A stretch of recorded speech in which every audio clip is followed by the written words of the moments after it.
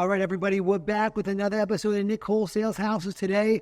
Oh, we got a banger for you. Max Lomas is on. I know that you all know his name, but none of you have seen his face till recently. I had to be the first pod that he jumped onto. He's already bought like 260-something houses this year. He's a freak. I'm so excited to sit down with him. But before we get into the pod, you know the drill. It's brought to you by Renovo Financial. So if you need a hard money loan, look no further. I'll link you with Jeremy. They're the best. Everyone loves them.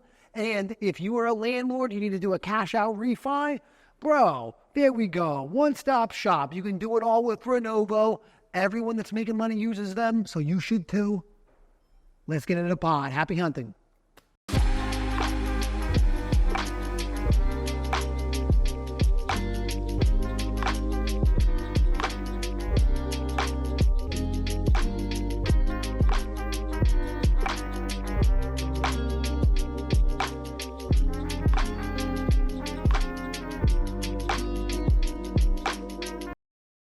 My boy, I'm so excited, man. I'm so excited that you're on. Is this your first pod that you've done? This is my first podcast ever. Yeah, that's a big deal. Yes, sir. That's a big deal. There we go. Max, he's a real deal Holyfield. I'm telling you what. I appreciate it. My guy. Well, when I met you at that event, you were like, hey, Nicky, I turned around. I could not believe how tall you were. Do you get that from a lot of people? A lot of people think I'm about 5 foot tall, but that's not the case today. I didn't think that you were 5 foot tall, but I thought you'd be normal. Yeah, normal. No, right? Yeah. I know. I'm pretty normal. I'm like 6 foot tall, so nothing crazy. Okay. Just crazy. Your energy is 6'5". Yeah, maybe, right, yeah. That's very sad. I like it. My guy. Well, I don't know if you've watched many of my pod episodes. Yeah, I've seen a couple. Definitely, okay. Definitely. So basically, bro, I want to get to know you better. I want to learn about your business and see what I can steal from you. Okay. It's my own thing. And my audience, hopefully they can take some nuggets from you as well, bro. I'm happy to give it all away. You obviously crushing it, so. Yeah, definitely. I'm very grateful and blessed to just put it out, and it'll come back my way. Dang right. I'm happy. We were just saying that before. I'm so happy that you're actually doing content now. Yes. It's been a journey so far, but I'm really enjoying it, so it's good. Heck yeah. You seem so much more comfortable and more natural, the most recent ones that you've done in comparison. And that's how it is with all of us. But that first one that you came out with, I was like, damn, this is popping. His shit is going to, once he gets comfortable, his shit is going to be really, really good. And now it's just, you seem so relaxed and normal. Yes. And I would imagine that you're getting a ton from it. Yeah, definitely. It's, I'm shy at first, but once I warm up, then I get more comfortable. Yeah, well, that's good. You don't want to be too open in the beginning, you know? No. My God. All that way. Yeah, I appreciate it. So tell me, man, how did you get into all this? How did you get into the whole real estate thing? So I started back when I was 18 years old, and 2 weeks after high school, I got my real estate license. Okay. And I was like, I'm going to be a realtor. You don't need cash. You don't need credit. But actually, now that I think about it, where it really started was I was sitting out at dinner with my wife, who was my girlfriend at the time, and we were like 17 years old. And she says to me, I'm going to get my real estate license. And I say, how the hell are you going to get your real estate license? We're in high school, we're kids, it doesn't make any sense. And she's like, well, once you're 18, you can go and apply for your license, and you don't need a degree. And I was like, I'm going to copy you and just do that myself. Yeah, good, that's smart. I, right after high school, 2 weeks after, I went to real estate school. I failed my test about 17 times, which people actually don't know. Is that true? 17 times, yeah. I can't believe that. 17 times, up and back, hour away. I was living down in Margate at the time with my parents, and it was not a fun journey, but I kept failing, and then I went, and what's crazy was I was never good in school. I just didn't really care. I didn't really like it. I love the idea of education, and I actually am reading a lot more books nowadays than I used to, and studying more things, and it's interesting to see how that's transformed over the years. That's very funny. So you mean you didn't want to sit in a desk for 8 hours a day? No, that wasn't good for you? That wasn't good for me. Absolutely not. Nice. Absolutely not. That was not the way I wanted to roll. All right. So you get your license. Were you slinging shoes at the time? You once told me that if you ever meet anybody that's slinging shoes, they can sling anything. Yes. It's actually, in my opinion, some of the best wholesalers started flipping sneakers first, and then they got into this. And it's pretty crazy to see, because actually some of the best relationships I have are from my sneaker days now, in the real estate days. That's so it's cool. It's cool. I really came up with these guys, and it's actually kind of wild to think about, but it's the same kind of hustle. You're doing the same sort of thing. You're buying low, selling for more, and that kind of thing. So it's got a lot of similarities. It definitely preps you for this. Yeah, for sure. Absolutely. All right. So you are an agent. Weren't you like when you were like you're an agent now, but you're not like that's not your thing. Like your thing. Weren't you like a top agent or something crazy like that? I was. So first I started in sneakers. I was buying and selling. And I started that when I was 13 years old. All right. And when I started that at 13 years old, I had maybe like $100 or so. And I ended up building somewhere like close to maybe $60,000 or $70,000. Like just kept flipping and flipping and flipping. And I think I was like right around that 13, 14 age. And then I stopped when I was around 17. So I was like, maybe I should get into something a little bit more lucrative and profitable. And then once my, wife gave me the idea to become a realtor, I ended up getting into that business. And what's crazy is when I was 18 and I started, I was able to build my realtor business to be the largest in Pennsylvania. So if you check like Real Trends, I was the top 18th realtor in the country. And I was a number one realtor in Pennsylvania. Yeah, you a freak. By the time I was 23. Yeah, that's pretty crazy. That's pretty cool. So within 5 years, I became the number one realtor in the state. And then I was licensed in PA, Jersey, and Florida. And I still have license as a realtor, but I actually don't list any of my properties anymore just because I want to share the wealth with the rest of the community. And this way I can help other realtors grow their businesses. From my understanding of how many deals you're doing, it probably wouldn't be worth your bandwidth either. Maybe I'm wrong, but for me, it wouldn't be. I mean, realtor commission is really great. Just for me, I see the value in just providing to others, and it'll just come back my way. I'm a big believer in that. A lot of guys in this business, you notice they take, but they never give. I like to give. I'm going to take, but I'm going to give. Yeah. So that's the way that I look at it. I like that. That's very smart. It's funny. And I don't know if this is like this in other businesses or other industries, but like a big reason is because of this pod. Most of my circle are people at the very top, at least in our market. And everybody at the top very much seems to share that same mindset as you, where like everybody is like not just like an abundant mindset, but like extra abundant mindset. And if they see you, like if they see someone that's really getting after it, like everyone wants to help. So it's very, very cool in that sense. And I think that says something. Maybe it's proof that that's the mindset that you really want to have if you really want to take your stuff to the next level. It should always be, in my opinion, everybody's mindset. Sharing the wealth is the greatest thing somebody can do.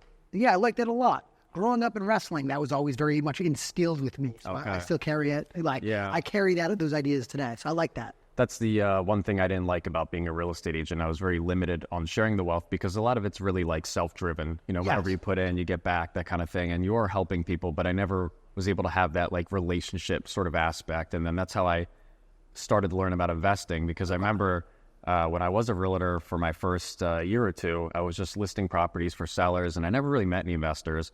And then one day I met an investor and I was like, tell me about what you do and give me an idea. And he's like, I'm looking to flip properties. Last year I flipped 4 and I made around $160K flipping those 4 properties. I said, wow, you made that much money doing 4 deals? He's like, yeah. And I was like, teach me a little bit about this. I'm going to learn it and I'm going to start bringing you deals. And I remember when he told me he made $160,000, I was really impressed, but I was like, what if I can take your business to over $1 million? Literally within 13 months, I think he netted over $1.6 million. I would bring the deals in, he would buy them with me, I would list them for him, we would sell them for him, and I built this guy's business to be crazy. Yeah. And I said, let's take it to the next level. Once he hit that 1.6 margin, he said no. And I said, no. I said, forget it. I'm just going to do it myself. So I canned him out. I canned them out. And you canned them out. I canned them out. We got rid of them. I said, listen, I'm sharing the wealth and you don't want to grow with me, then forget it. Yeah. So I was like, I had a little cash at that time and I was like, decent amount. And a little bit. I've been. I got watch what I say a little bit. Yeah. I had enough to run a really big flipping company from my realtor days, Yes. And during my realtor days at my peak, I think in 22, I sold 334 houses as a realtor. So if you do the math, a standard commission's 2.5%, you'll figure out the rest, Yeah. And that's kind of what built me up to this place that I'm at today. But when he was like, oh, I don't want to grow the business anymore, that kind of thing, then I said, all right, forget it. I'm just going to do this on my own. So I started literally the next week, I bought my first deal. I think I made like $13,000 on my first deal quick, just bought it, sold it, that kind of thing. And from there I was hooked and I was like, I'll just do it. This is what we do. And what's cool now is it's a family business too. So I have my father-in-law, my brother-in-law. We have a lot of other people from his previous company, and we like to keep things really tight. Yeah, I like that. Yep. Oh, very, very cool. We were Yep. just off camera. The Jews and the Italians. Everybody, it's family. Yeah, you're out of here. I really dig that, bro. Yeah, so... Let me ask you. So, you, like 300 deals as a realtor. Yep. This is super crazy. Yep. You do your first flip. Like, in your mind, were you thinking like, yo, I'm just going to cut off the realtor activities and take all those marketing dollars and, like, I guess in your mind, like, they're all like, I'm not looking for listings, I'm only looking for flips? Or like, was it gradual? Tell me a little bit about that transition. What's kind of crazy is I kind of left the realtor stuff at the right time, because that was before the NAR thing hit with the 2.5 commission or disclosing the commissions to the buyer's agent, that kind of thing. So like, I literally got out of it about a couple months before then. And once I had kids and stuff and had a family, when I was a realtor, I'd work 15, 16-hour days. Now, I work maybe 3 hours a day, tops. So for me, I wanted to have a huge life change and figure out how can I make the same, if not more money, doing something else. Yeah. And now I do it, and I'm kicking myself because I wish I started earlier. That's good, bro. I understand how you feel. Yep. Yeah, so it's nice. You have the freedom, and you get to do what you want, when you want, and that's the point of being an entrepreneur. And that's another thing I always talk about with a lot of these guys. Like, even the level I'm at, you know, I run a huge business. I mean, we're going to do over 8 figures of profit this year. And even with the company I have, I say, even if I didn't grow anymore, I really don't care, because I have so much freedom. And that's the point of being an entrepreneur. You're supposed to have freedom. And a lot of these guys get wrapped up into this business, and they just keep working. And it's like, well, you're never enjoying yourself. You're never having any free time. And what was this all for? What was it all for? What was this all for? Exactly. Why didn't you just get a job, bro? Yep, literally. I mean that with my heart. Yeah. And it's not cut out for everybody, but if you are running a big investment business, you got to enjoy yourself and have a good time. Yeah, for sure. With whatever interest you have. I like that. I like that a lot. You only working like 3-4 hours a day? Yeah, so pretty much my schedule is I'm with my kids in the morning, and then in the afternoon and morning time, I'm working from like maybe 11 to 2, and then I just shut it off the rest of the day. So like, if you ever notice, if you call me at night, I don't answer, just text me and we'll lock up the deal. But I won't pick up that phone. I like that. Unless it's a really big deal, then I'll pick up the phone. Then, I was if it's like a little deal, then I don't. If it's juicy, he'll answer. Yeah, if it's juicy, I'll pick it up. Could you move over a little bit? Yeah, of course. Yeah, of course. I like that a lot, man. I like that a lot. I think that's something that I think we all have some struggles with, as far as balancing the work life with the kids, especially because you work from home and you don't leave the house. Yeah. Is that difficult for you at times, or? No, so I've always worked at home. It's funny. When I was a realtor, I used to make over 800 cold calls a day. That's where I started, as cold calling, because you don't have any money, you just have time. So I invested a lot of time in that. And when I started making my cold calls, I felt more comfortable lying down on the couch. You're going to think it's a joke. Lying down on the couch and just calling these people and just having conversations to list their houses. And most people, they think you need to work in like a corporate office and stand there. But for me, I've always worked at home. I was 18 years old, just calling for sell by owners and expireds, sitting on my couch and just trying to get by, you know? Yeah. And that's how I built my whole business. And to this day, I still work from home. We have an office. I've never been there once. We just got it 9 months ago. I don't know if I ever go. Bro, why would you? Everything's virtual, so it's easy. Yeah, and then also, like, what is this all for? You're doing all this so that you are away from your wife and kids? Is great. Exactly. Well, I think we feel very similar about that. Most of my life is designed so that I can be with my lady and my kids. You know what I mean? All the time. Absolutely. Like, I want my kids to not know that I have a job. Literally. You know what I'm saying? Literally. Like, same. That's my goal. I mean, my son knows that we see yucky houses. Right. But he loved it. That's my boy. It's he not ride or die. Exactly. Dude, he likes I feel that. Absolutely. And it's just a blessing to be at home with your kids. That's another thing. Like, a lot of guys, they want to get out in the office, and I get that. It's good to clear your headspace. But for me, it's nice when I'm closing a deal and then I'm going back from the dining room to the family room, and I'm able to be with my kids, you know, at 11 o'clock in the morning. They go, I mean, it's Daddy, and they run up to you like, brah, there's no, like, I don't care about being with the boys at the office. No. Like, no. I don't understand. No. I want my boys at home with their families, or if they don't have families, try to be around their family. Yeah. Or some sort of Go family. get one. You know what I mean? Like, go get one. And I'm like, it's not worth it to me. It's the best way to spend your free time, in my opinion. I mean, there's nothing without family, you know? Yeah, bro. And it's good for your soul, too. Good for your soul. Oh, yeah. Really good for your soul. Yep. I like that a lot. So How are you getting all these deals? That's what the people want to know, Max. How are you getting these deals? They see you on Facebook. Now they see you on Instagram. How are you getting all these deals? I've always been a high volume guy. So I'm never the type to be like, oh, I need to do 100 deals and then I'll stop. I need to do 200, I'll stop. I kind of just see what's available and then I'll just do it. When I was a realtor, I was doing 334 units. It's like, imagine dealing with 334 people within 1 year. I mean, at one time I had over 120 listings. So I'm dealing with over 120 sellers at once. I had no secretary and taking just abuse after abuse after abuse. So the tolerance I have now to deal with a couple homeowners at a time, it's a joke. Yeah. And when you're buying their house, you don't work for them. You're just buying their house. So a lot of them will say, oh, can you do this and that for me? Yeah, we help people, but I can draw the line and say, no, I can't do that. But when I was a realtor, I had to serve them. And anything they needed, even if they needed their doorknob fixed, I would go fix it or find somebody to fix it. Yeah. And when you're an investor, you have more freedom in that way too. It's life changing. Yeah, you work for yourself, not for them. So Exactly. you're a different hat. That must be Absolutely. nice. So what are you doing for marketing now? Like So marketing, we do everything. I'm spending over $200,000 a month in marketing right now. I would think somewhere around that if you're doing this many deals. Yep. So we do pay-per-click, we do mail, we do texting, and we do cold call. I'm going to take credit for putting you on at texting. Yes. Yeah, so he got me on launch leads, and we used our VA team. And could I do it for a little cheaper? Sure, but they make it so easy. And we do deals out of it. And the thing with outbound marketing is you'll never scale your business to be the largest. It's literally impossible. All the odds and numbers are against you, even if you grind it out to the best capability possible.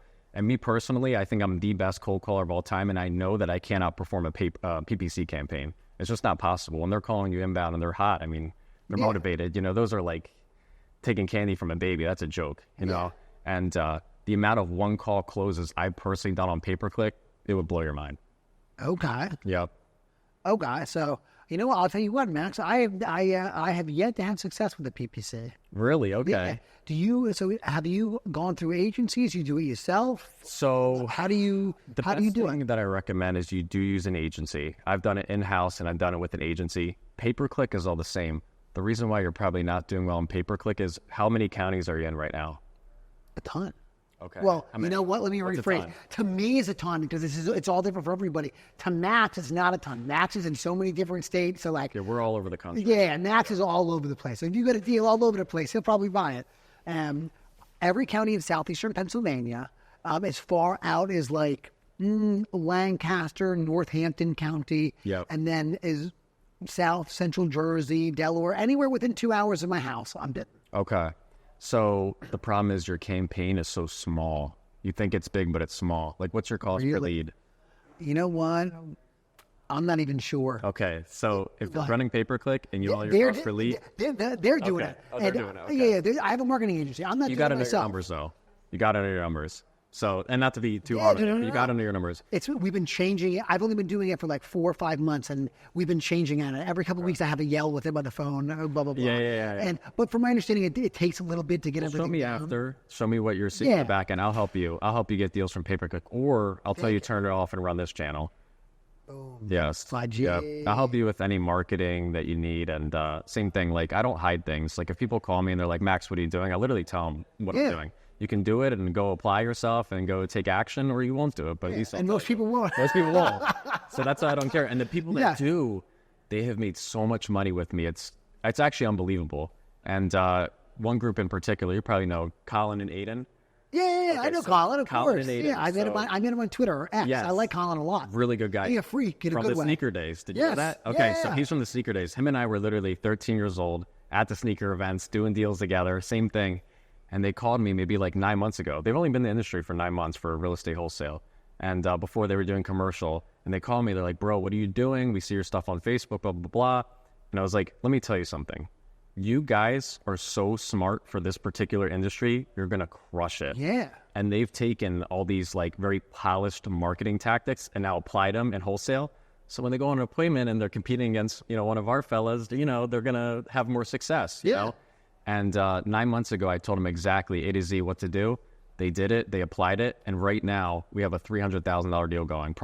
Net 300,000. And they're going to eat at least $100,000 of that.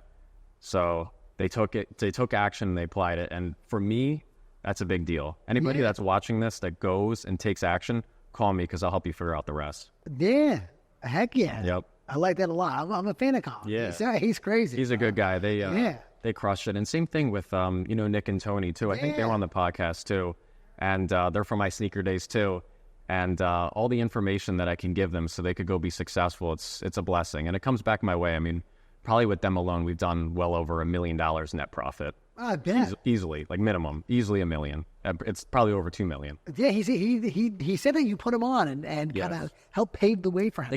They spoke very highly of you. Yeah, they're really good. They're hungry. They're successful. They're from the sneaker days. Gives them an advantage, and they care. It's their life. For me, like I live, eat, breathe, sleep this, all that kind of nonsense. But of course, I don't let it get into my personal life. But I've noticed that I separate those things too. I've had a lot of guys in the industry too. They'll ask me like, how do you separate your personal from business? And the truth is, it's you just got to shut it off and block it out. And now I try to teach people that. I teach them how to make money first, and then once you make money, we'll do the personal stuff. Yeah, then we worry about that. Yes. There we go. Go get the bag first, and then do the personal stuff. Okay. Yeah. I dig that. That's what I believe. Then I got the bag. I mean, when I was 18 years old, if you saw the way I was working, I mean, I was a dog. It's a dog-eat-dog world. I was a dog.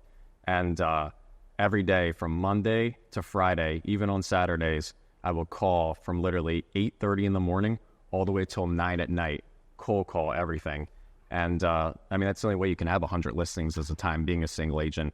And everybody said I was crazy. Everybody wanted to try to do it, but I was the only one out here actually taking the action to do it. So that's why I'm a big believer in you go take the action, like that impresses the hell out of me, Yes.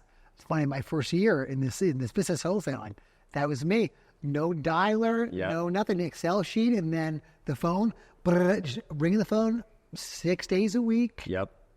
Sun up, sun down, and I was doing deals. Yep. A lot of deals like that. Yep. Then you save up some money, then you put that money in the street so you don't have to live so crazy with that. Exactly. Yeah, it's pretty neat to see how that changes, Yeah. But it's funny, if you went back and you started all over again, would you do it the same way? No.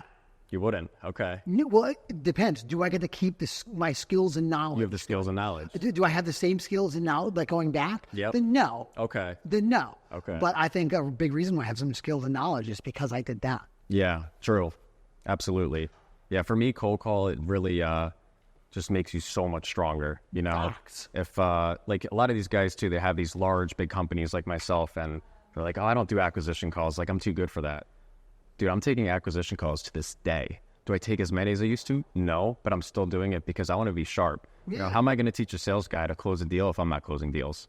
That's valid. That's valid. So that's, I'm a big believer in that. And a lot of people for years, too, they thought I was like a solo operator. Like, I didn't have a team. And yeah, we were a little more lean than where I was today, but I've always been a solo type entrepreneur. It's just, you're going to be more profitable that way. You're going to care about your business more.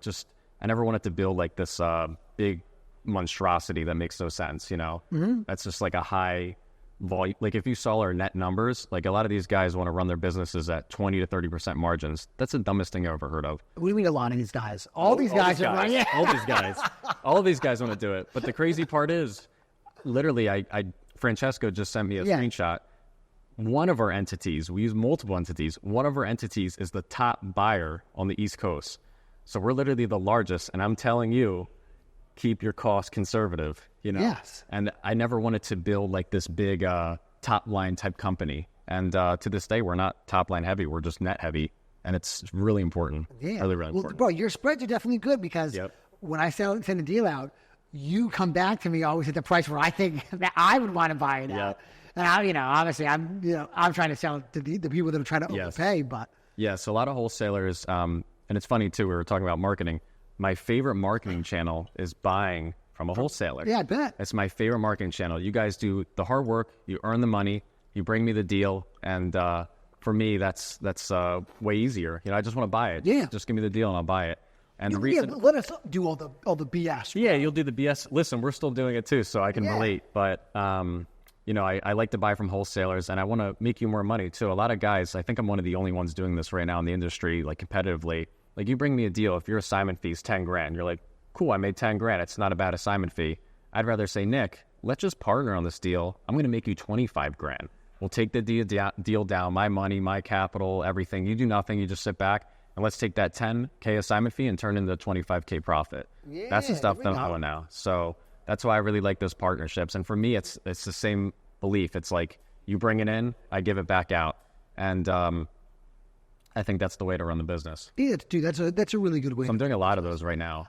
Dude, Santini does that. Okay. And he gets so much deal flow because he does that. So if you keep telling people that you're doing that, and he only does one area too, and you do business in so many areas, your deal flow will go through the roof, bro. Because it's generous, but also it's good business. It's good business. So like, oh man, everybody listen up. You got deals in PA, Florida, probably Alaska. Who knows where he's doing it? He'll do that with you, Max. He's a real deal. I mean, do it. That's pretty cool. Yeah, so that would be good for you. We've bought in 21 states now, and I'm capping it there. I don't like the other states. And it's interesting, too, when you see, like, the market nationwide. You know, you're really going to see things and trends differently. So I'm telling a lot of these guys that are in Philly and South Jersey what's to come, because now I'm seeing it in Florida, South Carolina, Georgia. And I always have, like, a good idea with what's going on in the market just because I'm so spread out. Okay. So that's actually one of the reasons why I like being spread out, too, because I'm able to really guess what the next plan is for, like, the next move, you know? That's like, smart. I keep getting texts every day from top wholesalers, like, I mean, people that were probably on this channel, like very, very profitable type guys. And they're texting me. They're like, how are you keeping up with marketing right now? How are you keeping up with the market trends right now? How are you project managing all your flips? And I just try to stay ahead of the game. I want to be one step ahead. You know, I never want to be behind, because you're behind, then you're going to get smoked. Yeah, big time. Yep. Big time. I like that. Yeah. It's smart. I didn't look at it that way. Yep. But I guess it makes a lot of sense. Like, you should be thinking now, okay, where I'm at today, how can I get ahead 4 months ahead? Because you want to be about, like, every quarter you want to be a step ahead, pretty much. Every 3 months, 4 months ahead, something like that. You know, and if you have that competitive advantage, you'll be ahead. Like, everything we're seeing right now in the market, I already knew this was going to happen. You saw it in another state a while ago. Another state, yep. Like, I have flips right now in Florida. They're taking maybe 75 days to 120 days to sell. Florida, I hear George Beatty tells me Florida's getting smacked right now. Smacked. Yeah, if you're buying houses heavy in Florida right now and you're trying to flip them, you just take your money and burn it, you know, because it's a horrible investment. And we're really lucky and blessed in this tri-state area. The market's still really hot. The market's low. Things are selling quick. But I've been telling a lot of these guys, like, you got to be prepared. Like, what if the market does turn how it did in Florida? And it will. It's not. It's not if, it's just when, you know what? It's when, you know. And mark my word, in 2 years from now, you're going to remember, because we're doing the podcast. Yeah. You'll look back and you're going to say, Max is right. This looks like Florida. This isn't good. Yeah. And if it doesn't, so be it. But I'm prepared if that does happen. Yeah, there are a lot of guys, a lot of flippers out here. They're buying with the intention to make like 10%, 8%. And like, I'm selling to these people, obviously. But like, in my mind, is like, oh, Pops, you better hope this goes well. Yeah, exactly. And you're going to be in here for 6 months. I hope it goes good. Literally. If you notice, the top guys, their prices are always low, because if they pay too much, they'll go out of business, you know? Mm-hmm. And for me, like, probably my offers are always at your contract price, because I'm looking at it as an as-is value basis. That's why I'd rather just partner with you. Yeah. You're going to go sell it to some newbie for a $15K assignment fee. Just partner with me and make 30, you know? Oh, hey, listen, my average is 20, not 15. Oh, there you go. Yeah, you know what I mean. Yeah, you make that money, Nick. I know. Hey, I do all right.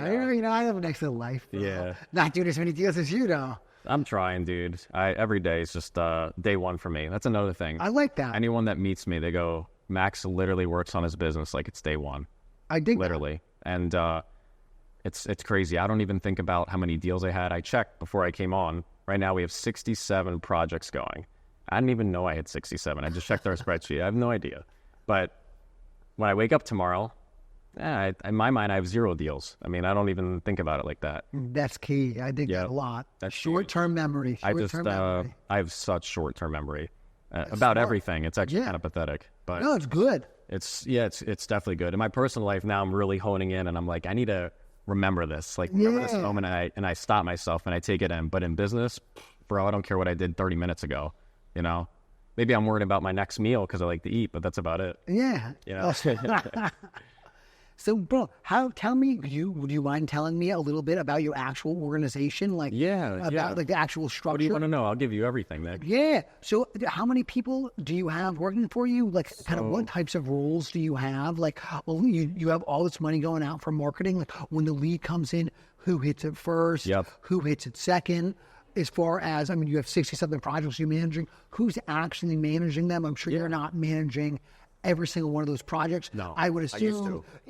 Exactly. I would assume that you are managing whoever's managing them at this point. So, like. Yeah, so my team, we have 9 people on payroll. Okay. I don't have a crazy, like, payroll overhead. It's if you saw the money to, you'd be like, this is no big deal for the level that you're at, because I want to be net profitable. It's huge. Yes. So I have 9 people on payroll. The funny part is 4 of those people are family members. So only 5 are, I guess you can call it strangers, but they're like family now. Yeah.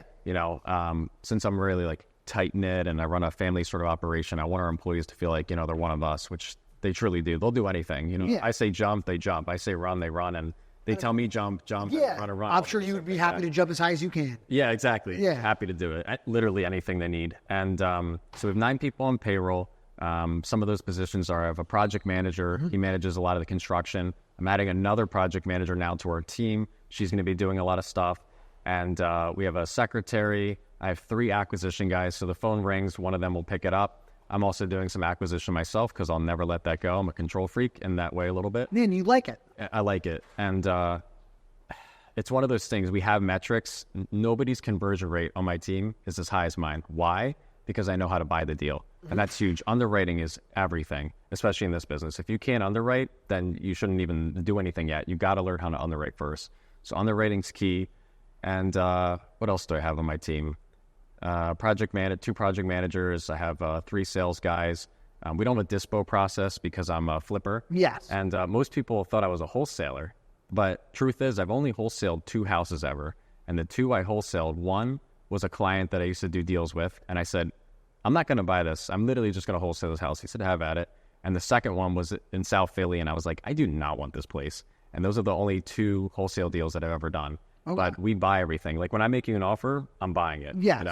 And it's just easier that way. I like to get the seller out of the way. I like to do easy, good business. And another thing is when I went to that event you were hosting, everyone I met, because I never go in public, they go, he's so easy to work with. And I really thought about it. I was like, bro, everyone says that about you. Yes. Everyone, you're so easy to work with. Yes. It's true. I don't even know what makes me easy. I just want to do good business, get it done, and that's really it, Well, the bar is low, my dude. The bar is low. In our business, the bar is low. It's crazy low. And if you, bro, I know we've only done one deal together, but like, man, I signed it to you and didn't talk at all, and then it closed. So like, it's just our business is so rare. Yes. So if I can do that with somebody, just to sign it and never think about it again, it's amazing. That's Even amazing. when I buy a deal, so a lot of my direct-to-seller marketing deals, I like to sell a lot of those as is. I don't like to flip them. When I buy from a wholesaler, I'm flipping or I'm doing a wholesale sort of style. But I'm marketing direct-to-seller, I usually like to sell it as is just to keep my cash conversion cycle well. So you're not rehabbing all these houses, obviously. Well, out of the 67, there's 54 rehab.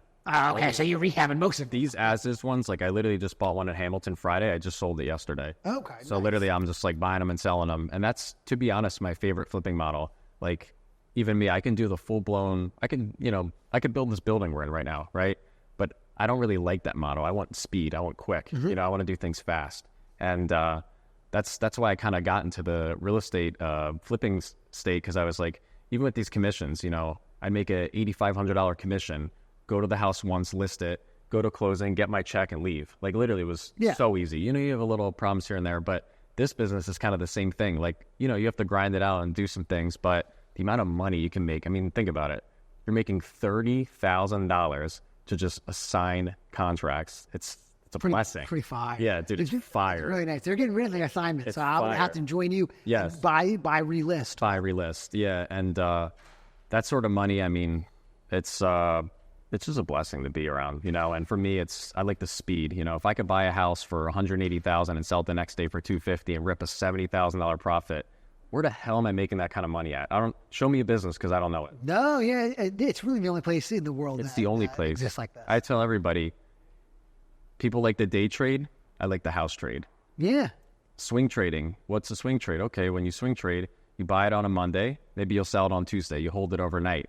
I'm basically doing the same thing with houses. I'm basically just swing trading houses. And that's how I like to look at it. I like that. Yep.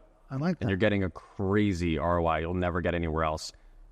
Every year, I go back to the final numbers because I don't like to check them too much. I have all my numbers in real time. I could show you my spreadsheets and see everything. Everything's tracked. I know every penny and cent. We have a bookkeeper too on payroll. So he tells me stuff about my life I don't even know. He's that good. And it'll blow your mind. He's saving me money every single day. Every day he's saving me money. That's probably my favorite employee we have. Really? Your bookkeeper? Yeah, my bookkeeper. Okay. Yeah, bookkeeper's huge. Anyone that's doing, I would say, a minimum of $1 million net a year, you should have a bookkeeper. If you don't, I don't know what the heck you're doing. Yeah. And if you're doing flips at a high level and you're making over $1 million net a year, you should also hire a project manager. Maybe you don't pay him a salary, but put him on a per basis style. Everybody should have people that can assist a little bit just to push it through the finish line. Yes. And it's important to have. Yeah, for sure. Now, do you enjoy managing everybody? So the crazy part is I manage them, but I kind of don't at the same time. Like, for example, this is actually crazy. One of our admins, and we'll call her like an operations manager because she does a lot, like deep packages, and she's a licensed notary. We've got her insurance, all that kind of stuff. She came from DLP Realty Group, and she used to work for a guy named Don Wenner. I don't know if you've heard that name. Don, forgive me. It's all right. So Don Wenner probably doesn't know any of these guys, but Don Wenner built this massive PA real estate group. I mean, he was probably the largest real estate team in the country. I remember going against his team to get listings, and just had this huge operation. And then I met Amanda, who works for us, and she came from that company, and he actually kind of like sold the business, moved down to Florida, that kind of thing. And when I grabbed her, I didn't even have to train her, bro. She's experienced. She's an A player, like beyond A player. Literally, I called her and I said, "How much you want to make?" She said, "X." I said, "All right, done." 15 minutes later, I hired her over the phone. Amanda and we've never met in person, ever. Oh, that's so cool. I've never met her in person. Some of the best relationships I have, I've never met these people. You know, like Mark was just here. Mark Mint's here. And Mark is like, this is the first time I ever met you. Mark and I have probably done over $500,000 in profitable transactions. Like it's kind of mind-blowing how you could just meet people like that. Yeah. So I do it from my dining room. I work from my dining room. I have these relationships. And even when I went to the event, like, it was cool to see everybody and that kind of thing. But dude, my relationship is just as good over the phone or in person, just because I am very personable with people like that, you know? Yeah, for sure. And it's nice having those relationships, you know? Yeah, it's amazing. I like how well you're able to maintain all these relationships without seeing them. Yeah. My perfect world, I don't see anybody either. I don't have any friends, so maybe that helps. Like, my friends are like my wholesale buddies. That's it. I understand. Yeah, like, that's really it. I have my family and, you know, a couple of friends from childhood, you know, that kind of thing. But with the wholesaler buddies, I mean, we could talk for hours. I mean, you know how it goes. We have a very similar lifestyle. Yeah. Minus you have more money than me. Well, listen, other than that, we have a very similar lifestyle. Yes. And our values are very our values are aligned. Almost identical. I see you on Facebook with the kids walking, and I look at that and I'm like, I have so much respect for that. Like, so much respect. And a lot of guys are probably like, what the fuck's Nicky doing? He should be working. Why is he not grinding it out? Bro, I look at that, I'm like, that's a blessing.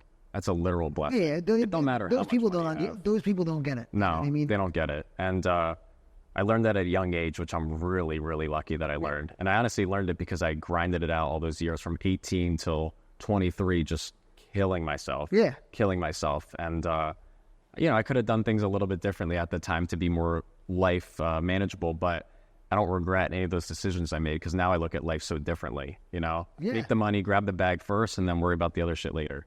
Yeah, it's the best way to do it, bro. Yeah. That's the way to do it. Get it out of the way. Bro, you tell me about your childhood. Why are you like this? You know, how do you end up like this? So childhood, man, we're going way back. Hey, what's up with your parents? Like, how do they do? Like, they did a great job with you, bro. They definitely did a good job. I had we won't get into that too much, but I had a lot of struggles, I guess you could say, that built me this way. You know, when I was 18 years old, I was living with my wife at the time. It was my girlfriend, and she would have to pay for my groceries, just like help me. Like, she believed in me. Yeah. You know? And she knew I was getting my realtor license, and my first real estate commission was $12,000. But I netted, after paying for signs and lock boxes and the franchise fee and all this BS, like $400. Bro, I had like $500 in my bank account. My car tires were barely straight. Like I literally couldn't even get anywhere. And I didn't even know if I was going to make it. You know, that's how low. It was low. Yeah. Really low.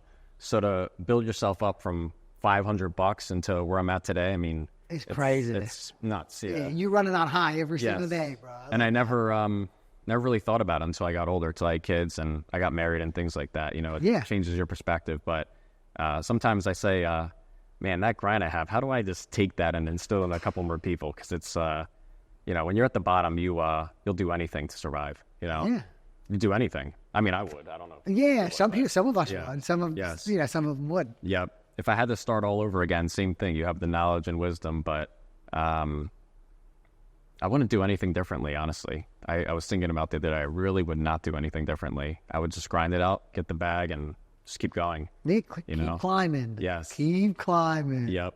And that's another reason why I love this business, too. It's like, I met a guy, do you know who Jack Lacey is? So Jack Lacey's like a top realtor of Bucks County. Now he's kind of retired. But he basically told me, he was like, Max, take a pen and paper, this is when I was a realtor still, and sit down and figure out how many hours you're working and what you're making. And he goes, tell me an industry where you're making more money.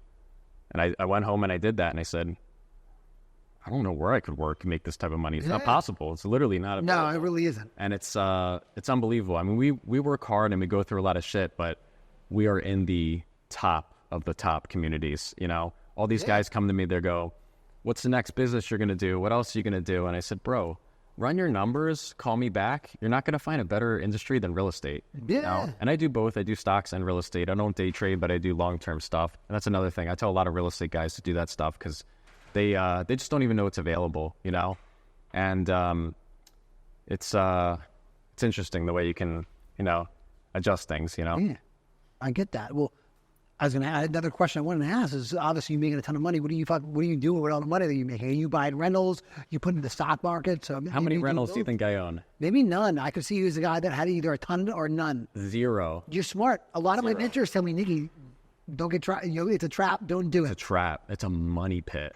And when you run your numbers, all right. Think about this don't ever buy a rental, ever. Bro, you know what? Oh my God, I have so many friends that have a ton of rentals that they're mutual friends of ours. And I'm sure you know this also. They're trying to hurry and sell all the rentals. They're trying to get everything out. And I tell them, sell everything now. Buy a rental when we're back at the 2011 prices.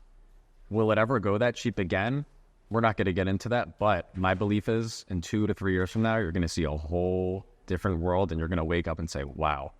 And that's my belief, you know, and maybe it doesn't, but maybe at that time I would consider buying rentals because, you know, they're like slow, long-term flips, you know, but the only rental I personally would ever do is a 6 to 7 year hold with a massive exit, like selling a business, you know, I'm buying it with negative cash flow. It's a couple $1 million or more, whatever it is. It's a huge building, like one we're in. And I could sit on it for 7, 8 years and then I'll just dump it. You know, but I would never buy rentals to like have a rental portfolio. No, it's just not my strategy. And a lot of guys, they love it for the tax implications. But I sat down with my CPA, he's a high level CPA, and I said to him, how many rentals would I need to buy to offset my taxes? And he told me, I said, bro, I'm never buying rental properties. That's so many. I would have to replace 500 kitchens, 500 HVACs, 500 roofs. Why the hell would I want that headache? It makes no sense. And not get paid now. Not get paid all now. All that work. Yeah. Like it's when crazy. You're young, you got to make as much money as possible. Passive income. I'm 26 years old. At 26 years old, I don't need passive income. I already have passive income. My business is almost on autopilot in some ways. So what am I going to go buy a rental? Yeah, exactly. And if you run your numbers to this is why I won't buy a rental. If you look at the numbers and you say, let's say you can assign a deal and make 30 grand a day, but if you buy and hold it, you'll make $400 a month. How long is it going to take you to get that $400 back up to 30K? And yeah, sure, you still own the asset, but what about all the other headaches you had to deal with along the way? 30 grand, gone, just move on. I can take it. I can pay whatever. You can do whatever you want. Uncle Sam, you take it, Save and I your can money. save it. Then you can invest it. I'm a big believer in saving. You know, you always have to live like the rainy day will come, so be prepared. You know, and I've always been that way, and I run my business that way. You want to be smart, lean and mean, and you might see me and you think you're a fat pig. You have a lot of houses, but the truth is, I feel really, really lean still. If you doing your level of volume low key, having 9 people is crazy. It's wild. That's so crazy lean. It's crazy for the industry. Yes. I've never gone For the industry. I don't know. I'm not familiar with other industries really. So probably mostly any industry. I notice a lot of these large companies are top line heavy. I don't like that model. It's just not like, what are you going to spend $200,000 a month for to make $250,000? And then pay all your employees, and then what do you get? $10,000 a month, $120,000 a year. Like, what the hell am I going to go do with that? Yeah. You can't do anything with that. So for me, I'd rather just do less deals and make more money. And that's always been my strategy. But then I still keep buying and buying and buying, and it still goes up because I don't even have that mindset. Like, I'm not like, bro, I got to be the biggest buyer in New Jersey. I need to buy 300 houses this year to prove to everyone that I have the most houses. Like, I don't care. Just bring me a deal and I'll buy it. Yeah, if it's a good deal, I'm going to buy it. I want to make as much money as I can. Yeah. And keep it, not just have all this money going all over the place that I get a little piece of. That's the one thing I actually don't. Here's some of the things I don't like about the industry. The one thing I don't like about this industry is it's normal because you're playing with money, the ego type of thing. And a lot of these guys, like, they won't even give you the time of day. Like, anyone that meets me, you can ask them. I will give anyone the time of day. Yeah. Anyone. Literally, if you have never done any deals, you're coming out of high school, nothing, like, that's my favorite person to help because I can take them in the right direction. You don't have any bad habits yet. Don't have any bad habits, so I don't like that. And another thing I don't like is this whole top line thing. This top line thing, like, for me, is just like why are they teaching this, I'm actually going to be dropping a course, so stay tuned to that. And I'm going to show people how to actually flip houses, make real money, not some guru bullshit. And I'm thinking about making it like a cheap price because I've noticed people have to pay a little bit of something to be invested, even if it's like $25 a month. Like, I'm not even looking to make money on it. I'm looking to provide value, and then what I'm looking to get back from that is just bring a deal. That's it. Yeah. If you don't charge anything, bro, it'll be pointless. Yep. You have to make them invest. Not like, it's not even about you making any money, because like the amount of money you would make is peanuts in comparison to like your actual money that you're bringing in. It's literally just so that they're committed to what they're doing. Yes. Yeah. Just like it's like being a member of PropStream for $99 a month.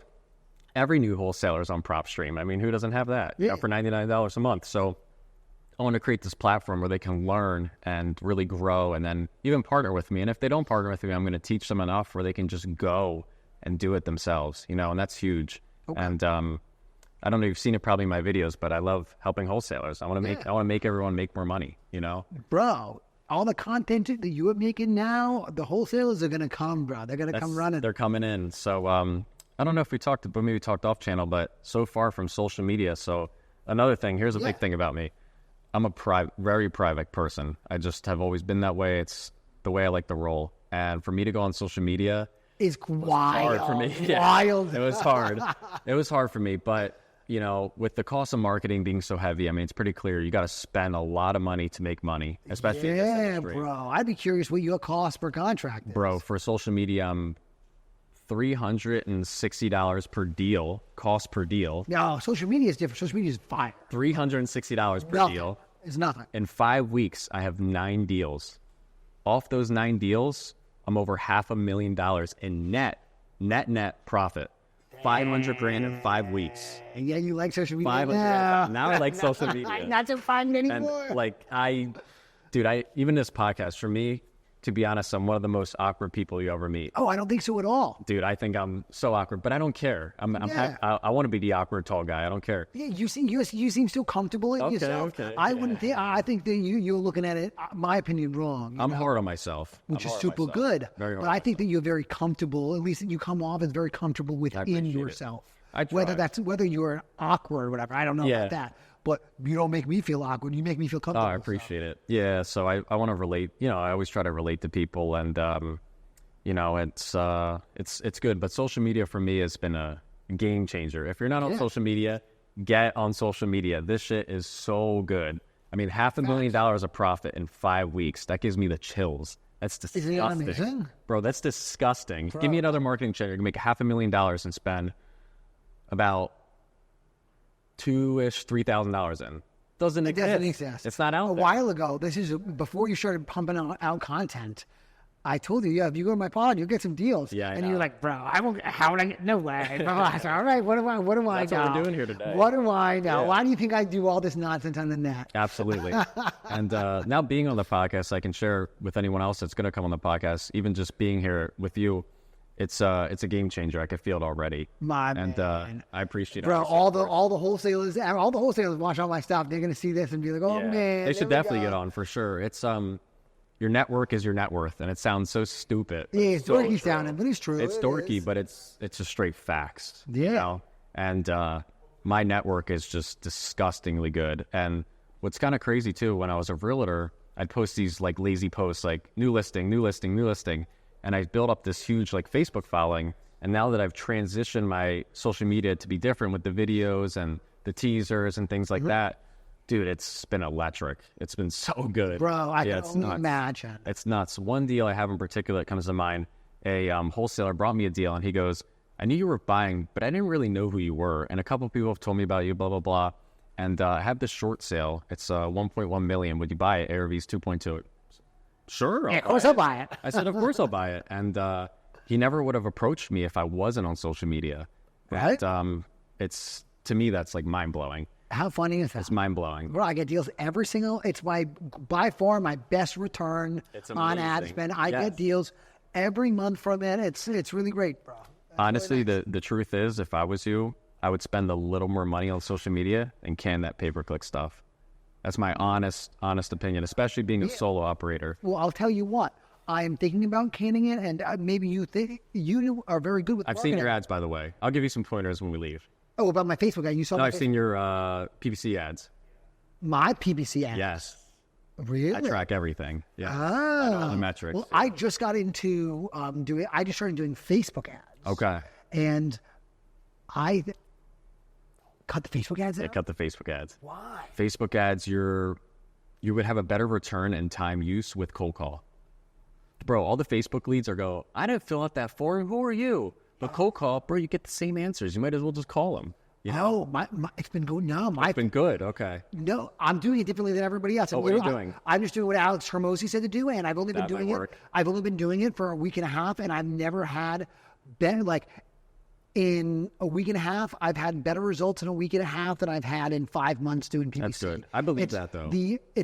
I'm already good at content. Yeah. And all my ads are just real seller testimonials. Yep. Like me and Alex meet the content for. So I've got 2 of them right now, and my metrics are bananas in comparison to anything else. Like my click-through rate, they say for wholesale should be like around 1% is good. Mine's over 2%. It's engaging. Yeah, right. It's also it's not like most people are doing it with they're using an agency where it's static content. Yeah. And Alex Hermosi, not to sound like a super dork, but I love Alex Hermosi. No, he's a legend. Alex is one of the smartest guys I've ever watched or listened to. He said if you just do it, instead of telling them what you do, no one believes you anyway. Find a seller that is your ideal seller, do a testimonial on video, and then just run that as an ad. I love that. So all I know is I've only been doing it for a little bit, and my lead quality is good so far. That's so smart. We'll see. And run it up. You may be right. So maybe it's garbage, but I think it's worth pursuing. Dude, I've spent so much money on marketing too, and it drives me nuts because I hate that type of style. It's just not me. I like to be more, let's put time in instead of money. And you're more profitable that way. But running marketing is killer too. I mean, that's transformed my business. In 2023, all of my deals came from wholesalers. We had a huge business. I mean, you could have been like, bro, just can it there. You're set for the rest of your life, you know? I said, nah, let's just do a little more. Who cares, you know? And I'm already doing so much. But dude, I was doing everything. PPL, SEO, like all these crazy Facebook ads. You were right about PPL a while ago. Everybody knows I'm off the PPL now. But before I was off, when I thought it was hot, Max said, nigga, you shouldn't do that. That's super stupid. And he was right. He was definitely right. Something that'll blow your mind is with mail, I went $80,000 deep without getting a signed contract. $80,000 deep in mail? Yeah, I believe it. $80,000 deep in mail. Of course, I ended up converting deals from that, but I learned so much just from your cost per piece, your cost per lead, cost per deal. I didn't know all these numbers, and I didn't track these metrics. And now I could show you how to run a mail marketing campaign with 2,000 letters a month, a $1,200 ad spend, bro, and kill it. You'll get 2 to 3 deals minimum a month. Minimum. Yeah? The right list, yes. What kind of list? Well, we'll talk about those off channel. That's not for the channel. Yeah, they got to pay for that. You got to call me and bring me a deal before I give you that. I'm not putting that on. Yeah, fair. Or you'll take my course and you'll find out more. And that's why I want to do the course because a lot of these guys, dude, like just like everyone, like how many times were you like brought into wholesaling because stuff you've seen on the internet? I just made $50,000 in 10 seconds and here's how I did it. And you're like, bro, I want to do that. That sounds amazing. And then you find out all these things about the industry. Like I want to give people real perspective and real advice from like a high volume house flipper. They can learn and they go take action. And the guys, like I was speaking about earlier, Aiden and Colin and Nick and Tony, I mean, if you asked them to this day, like the stuff that I've taught them, they would be like, dude, it made our business. They both have multi-million-dollar companies, both of them. Mm-hmm. And it's those guys came up, you know, and I'm already doing that to many more now. And now they've been on social media too. A lot of these wholesalers and different guys are hitting me up and really starting to show them how to do things. Here's my message to every wholesaler. If you would not buy the house, do not send me the house. If you would buy the house, I would like to buy it. Fair. It's true. If you wouldn't buy it, then I don't want it. What are you selling me? You're selling me garbage then, you know? And of course, I want you to make your money, but you're selling me garbage, you know? And you don't ever sell me garbage. I got a great deal from you. But these guys, they really promote these horrible properties that you can't make any money on. It's like, what are you sending? You know? The thing is, people buy it with that People buy them. Though. They do. Yeah, they do buy them. They buy them and hold them. But what happens when the market changes? This is why I was think ahead, you know? And if you ask anybody, who do you call when the market's slow? They're all calling me. They call Mr. Max. Yes, there we go. Me. Everybody's on a high when you're making money in a hot market. People are shitting the bed right now. And that's also something nobody's talking about. Even me, last year, our numbers were a little bit better, just a little bit. And we made a couple recent tweaks that have really changed the game. And dude, things are changing so fast. And a lot of these guys aren't talking about it. Like, marketing is so expensive, like disgustingly expensive. Bro, it's so expensive. I know the data. I know who I'm targeting, why I'm targeting them. I know how to target them, sales pitch, close. I know everything about the business, but things are changing and you have to stay competitive. And that's another reason why I'm on social media now too. Like, to get a cost per deal at such a cheap price, dude, it's killer. It's unheard of. It's unheard of. It's unheard of. And those are the kind of numbers I always did. Like, even when I started pay-per-click, I started about 2 years ago, right after 23. That's when I said, all right, I'm going to go direct to seller. I did all the acquisition myself. Bro, it was like taking so much money so fast. You were just printing money. Like, literally, they would be like, all right, I'll sign right here, virtual, done. Boom, I'll send it to some buyer. It's sold the next day for $60,000. I'll buy it. I'll close it. It's done. Yeah. And it was like the quickest and easiest money I ever made. And now, it's not like that anymore. No, it's not. So my only experience is with that, how it is now. Oh, it is? Okay. Yeah, okay. I this year is the first year I ever did it. So this market you'll see is a relationship market. It's a relationship. I tell everybody, we all got a budget. All of us will run out of money. Call me when you run out of money and let's partner on the deal and I'll help you make more money. And that's my method. You know, like wholesalers will be like, yeah, I got a couple of rentals. I'm taking down some deals. I'm like, bro, when you run out of money, call me, let's partner on the deal, and you'll make way more than a 20, 30K assignment fee, you know? And that's my method right now. Yeah, you trying to get in front I want to do a deal with you. We want to partner. Yeah, you'll see, dude. You'll be like, I'm hooked. All right. You know what? I just got one in Virginia. Maybe let's take a look. Yeah, Virginia's perfect. It's a great market. I got the, it's right outside of Richmond. They're getting the photos for me today. So let's take a look. We partner on it. You'd be surprised, and it's easier. You have no dispo process. Dispo is tough, you know, and a lot of guys, they come on here and they talk about dispo, but dispo is very, very tough. Like, my buyers list that I have, even though I'm buying these and maybe selling them the next day, dude, my list is so deep. I know every single buyer just to get top dollar. Like, I know where I'm taking it to based on that location, what the house is, how much rehab it has. Like, I know who I'm going to call. Like, I have a deal right now. I just sent to New Western because they are the people for this deal. Like, they will sell this shit out of this deal at top dollar, you know? And you also can, like, not think about it, yes. Depending on what New Western person you got. Yes. They just gave me a deal. I have it. I bought it for $192 all in. They're pushing it out. They're going to give me a $310 net. Right. I wouldn't take that. Yeah, you might as well give me a shot. Bro, I'm at take it. Yep. So that'll be a 6-figure deal, and I knew where to take it, you know, but if I take it to the wrong guy and push it out, I'm not going to get as much. No. You know? No. So really careful with the way I move and operate. But if anyone wants top dollar for the deals, I'll give you my price, and then I'll give you an option of someone we can send it to if it's not good for me. I like that. Yep. I don't need to buy every deal. I don't care, you know? Yeah. And I'll just give it away. You'll just give me another one. Yeah.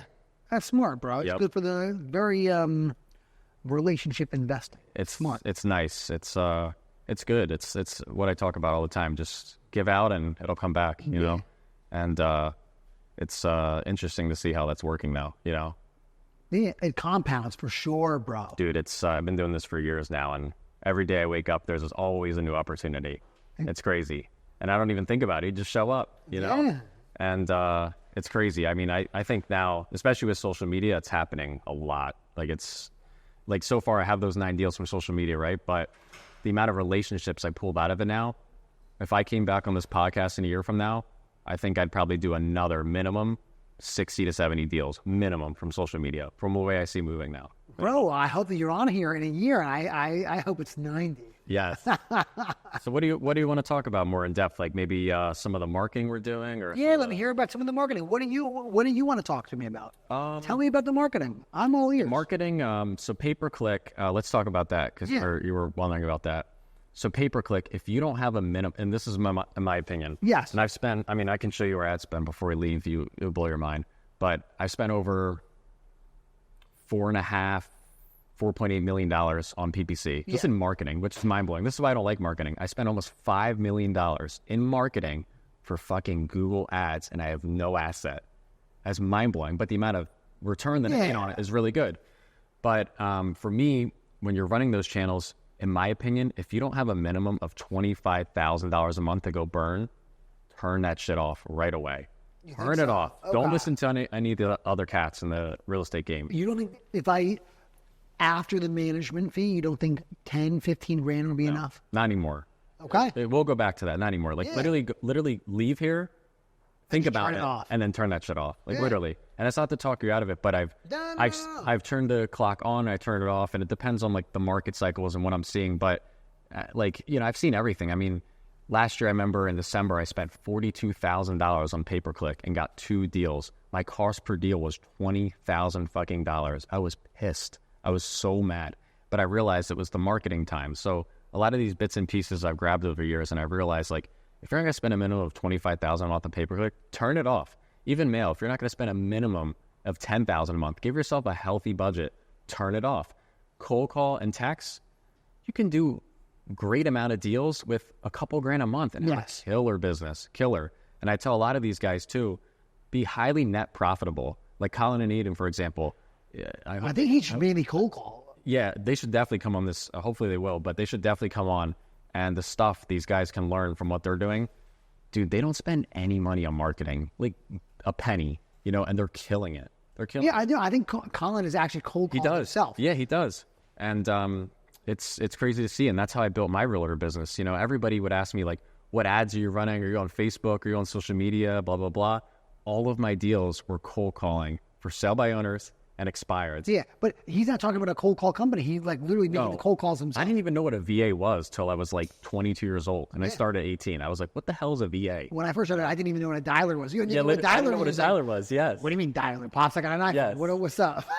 And the crazy part is when I made those 800 calls a day, guess what I didn't have? A dialer.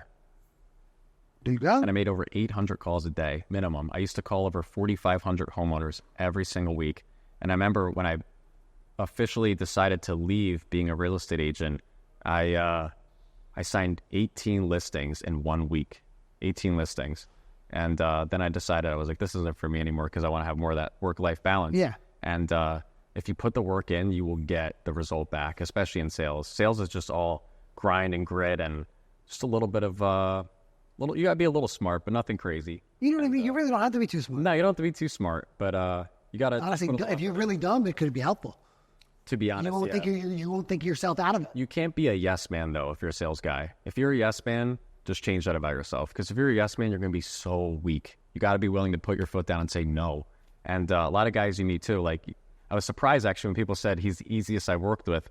But a lot of these sellers are very difficult. Like, I will put my foot down. If you're acting a fool, what's right is right and what's wrong is wrong. If you're acting wrong, like, you will not like it, And another part of the industry too, sellers try to back out of contracts. If a seller ever tries to break your contract, call me right away. I will keep that deal for you, and I will put more money in your pocket too. Yeah, and I'll show you how. You know what? I got this one. The seller, she's gone ghost on me for a bit. I'll have you. I'll have PA or Jersey? PA. We're gonna file a memorandum today then. Yeah. Yes, sir. Honestly, the contract price is criminal. Is it low? Nah. Is she the owner? She's the owner. It's so low. We're going to file a memorandum. And then I want to partner on the deal, and we'll split a 50-50 profit. Honestly, you got to agree to that. We could do that. I thought it was going to be of this. Where's the deal at? Not in like downtown Lancaster, but Okay. Lancaster. Yeah. I just had one out there. Same situation. I have it so cheap, I could wholesale it for $100,000. That's what I'm saying. You know what I'm saying? Well, dude, we'll chop alive. it. Yeah, If you can keep it alive, we'll I chop can keep it alive. Yeah. Bro. It's a hard part of the business. Like before, one thing in the industry people don't talk about is price drops. And I kept flipping all these houses, and I'm noticing I get to the end of the closing table, and the buyers always asking for something. Fix this doorknob or give me $2,000. I don't believe in a price drop. I think that's super. I think it's the real estate guy. I think the universe will punish you. That's mean. They do. Wait, And can you slide back over a little bit? yeah. And it kept happening to me. Buyers were taking advantage of me, and I was like, all right, fine, I'll just leave it too. But now, unfortunately, we do price drop because it's kind of negotiation. I thought the same thing. I was like, I don't feel like that guy. If I name a price, I'm going to name it. But a lot of these sellers have been lying to us. See, maybe because you're wholesaling, you don't see. But And also you're not in person too. True, I'm not in Okay, that makes it different. If we you're do go out in person though a lot. So we have boots on the ground in all 21 states that we purchase in. So I literally, you need someone in St. Louis, Missouri, I can have them at the door in 2 hours.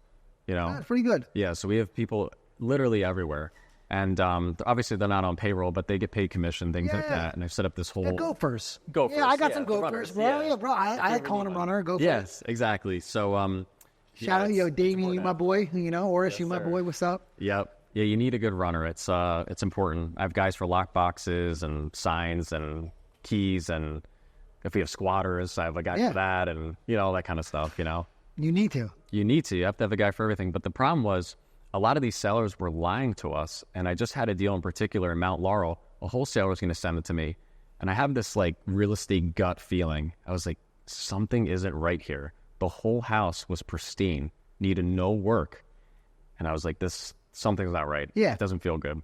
So I sent a inspector out there. The whole house has major foundational issues, and the seller, we called her. We said, listen, you didn't disclose this to us. Your house is in move-in ready condition. You lied to us. Oh, it turns out I did have a structural engineer years ago, and I figured since this was a cash deal, like we didn't have to worry about it. That's why I now do inspections and I do price drops, because sellers are liars, and it makes sense for the industry we're in. I mean, we're dealing with the bottom of the barrel here. Like how high level do you think these people are? They're just going to do some ghetto stuff, Yeah. This is the way it is.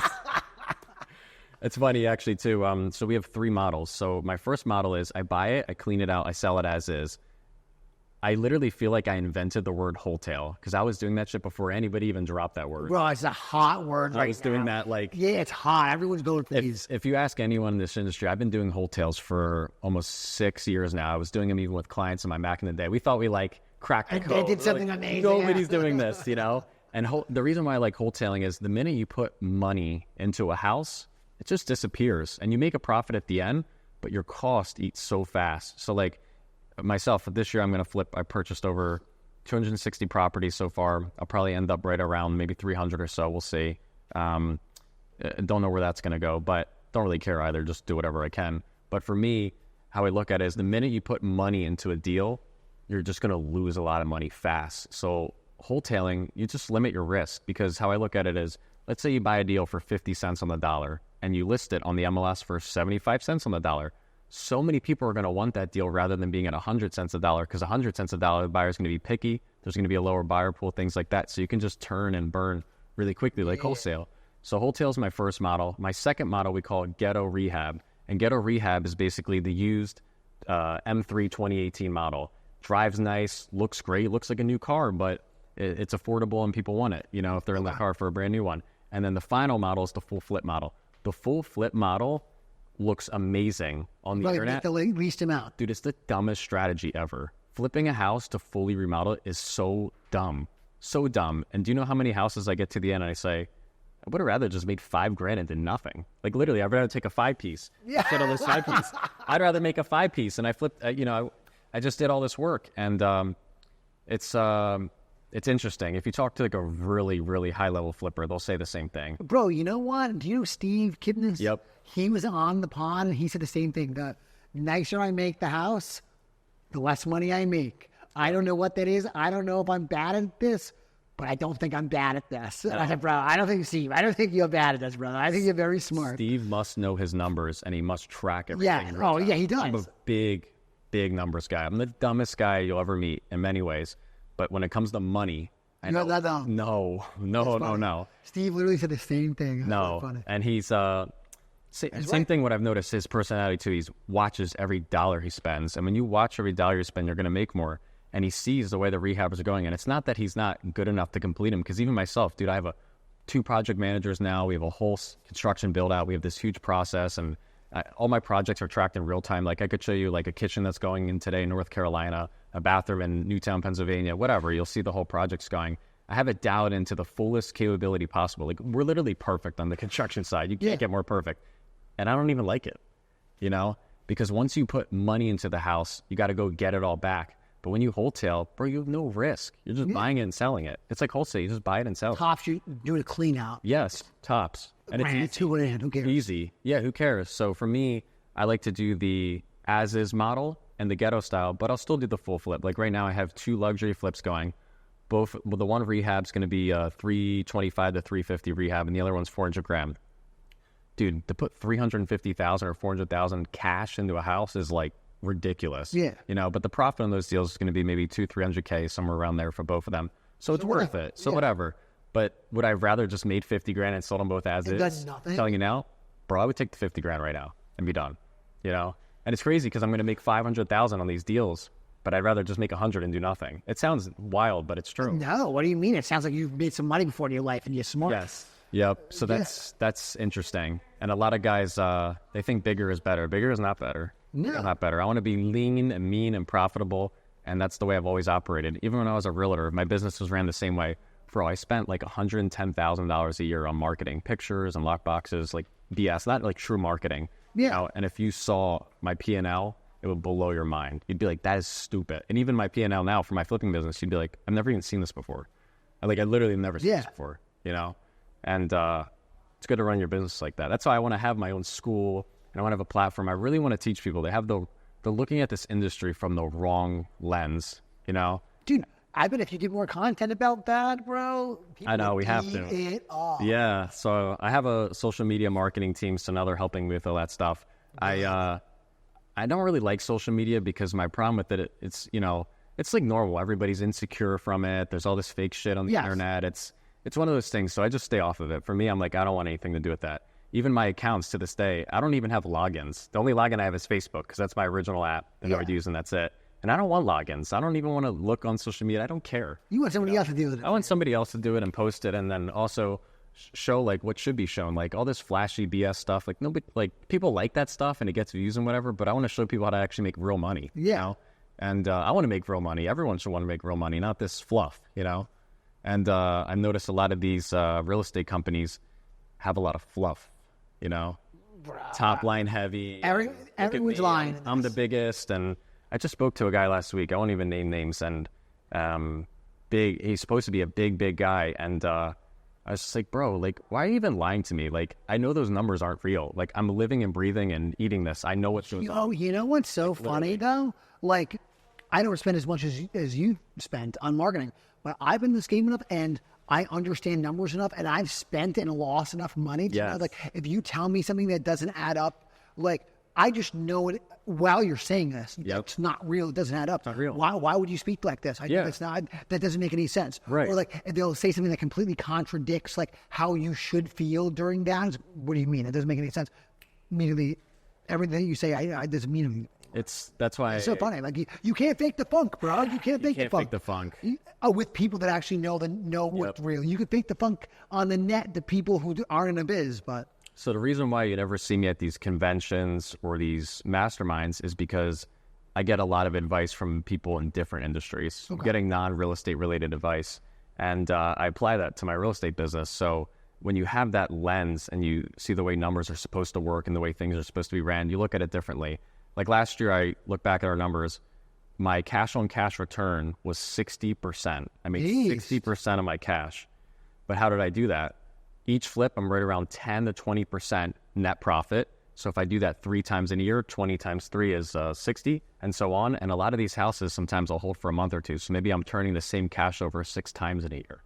So that's why I like to move the money really, really fast. Like these flips that I'm currently holding, some of them, I could have just done without them. Yeah, I'm going to make money on them, but bro, I'd rather just have ease. Just literally ease and no headache. Just grab the bag and move on. And balance. Yes. If you've ever done a wholesale, have you ever done a wholesale deal and you said, I made 50 grand, but I feel like I left money on the table? Of course. Don't ever say that again. Ever. Don't ever say that again. Bro, you're blessed.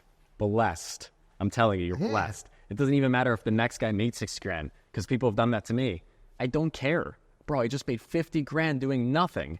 Who cares? Making a 50 piece, I haven't felt like I... People do it, though. People do 50 it. piece, I'm very happy. It's way bigger than my average assignment. I used to do it, too. I said, man, I left money on the table. Now, dude, I don't even care. If I make my money, go do whatever you want with it. Just like if I buy a deal. If I make money off of you, who cares? You want me to make money, Yeah.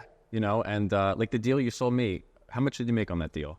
I didn't make much on that deal. I think I made like around 10 or something. I would have rather. I don't remember, honestly. I think it was around 10. Though. Maybe you made like 10 or 11. Let's say, bro, I would have rather you just partner on the deal, and I cut you a check for 18 grand, and we have that would have been better. Because guess what? You're gonna make. You more were money. doing it at the time. I'm changing your life. No, I was doing it. You should have offered it. Yes, I should have offered it. I would have just said, yeah, I didn't need the 10. I could have waited. You know what I'm good for you? These Philly deals, you can move. You have the buyer's list, the pockets, but these out-of-area type deals, not in South Jersey, let's say, because everybody's in damn South Jersey. That's a whole nother thing. Bro, in South Jersey, you don't need dispo. You don't need dispo. Dude, South Jersey is like Philly in 2021. Literally, yes. I put it on my social media and then... Gone. Yeah. Gone. Top dollar. Like top. Bro, they can't even make any money at the price. 82% ARV management pairs. That's what. Yes. That is like top end. That's what. If you will give me an offer under 80% of ARV managed repairs, I just think you're being. Unless it needs a new septic system, I think you're just being mean to me. Yeah. Yeah, literally. You're being disrespectful. Yes, you're being disrespectful. You're legit being disrespectful. Well, I'm being a little disrespectful then, but that's all right. But I don't take it when you give me an offer. Like I don't take it as disrespectful because I can't get mad at him. No. He's so transparent. He's so smart, and that's what I would want to buy. Even if you look, I've been sent these analytics. I don't even track this stuff because I don't even care. But somebody sent me this thing, and they said you're buying at I think 61 cents on the dollar. And the next biggest investor 85, like 63 cents, so a little bit higher. And they buy deep too, and they're smart, really smart. And I literally do the most amount of deals and buy at the cheapest prices. It's pretty cool, bro. Probably another thing people say about he's cheap. I'm cheap because I want to last. Yeah. I'm literally building to last. Like in this game, I will be here the next 30, 40 years if I feel like it. Maybe one day I decide not to. But I will be in this business because I'm building to last. Yes. I don't build to scale myself out of this business. That's not a good idea. Yeah, you don't need to overpay for things necessarily just, to keep up with the Joneses. It's cooler to do less deals. Yeah. You kind of can't say that because you do so many. Yeah, that's the problem. I talk like literally I do like 3 deals a year. Like that's literally how I talk, And then I wake up and I'm like, oh wow, this deep. Yeah. It's mind blowing. Yeah, it's mind blowing. I have no idea. But I just wake up and just keep doing it. But that's why, when people meet me, it's literally day one. I plan like there's almost barely any money in the bank. I'm doing my first deal. Let's make some fucking money. I get that. Let's get the money and let's be profitable and grow, Yes. And growing is everything. If you're not growing, then what are you doing? Catching you. And it's cheesy. Every day I say 1% better. I want to be 1% better than the day before. And there's not a day in my life where I've never felt that way. Even if I make a bad decision or a bad move, I got a little better, And this year for me was a big year of construction. And now I know so much about construction. So like for many years I was like, maybe I should build a deeper construction process. And that's a big reason why I was selling a lot of these as-is. And now I've built this huge construction process and I've done it. And now with my experience and knowledge I have, like now I know what the truth is. Yeah, now you want to go back. Now I want to like readjust, And I have like this whole idea in my mind of the whole business now. Because that was like the last piece I was missing. And you brought him up, but Steve Kipnis, for example, he probably had that realization a little bit quicker than me. I don't know if he built out his construction process to be that well. I doubt he did if he doesn't like it. But it's you look at the numbers. And at the end of the day, we're in this business to make money. And you say, that's not a good exit strategy. It's not profitable. It's not profitable. To me, flipping a house is like buying a rental. It's stupid. Like literally fully, like if I bought every house and fully flipped it, I would go out of business. Like I literally would go out of business. Dude, there's a lot of guys that they will exclusively do a full renovation on everything. It's because the market will turn and you're not ready, And think about it. You're building the best product. And if you're selling the best product, what does that mean? You got to sell it at top dollar, the highest ARV possible, if not over. That's your goal, to beat all the comps. And then you have all this money into the deal. There's barely any margin left. And the buyers are so picky. In a hot market, they say, just give it to me. I don't care. I just want the house. But in the market we're now, bro, they're picky.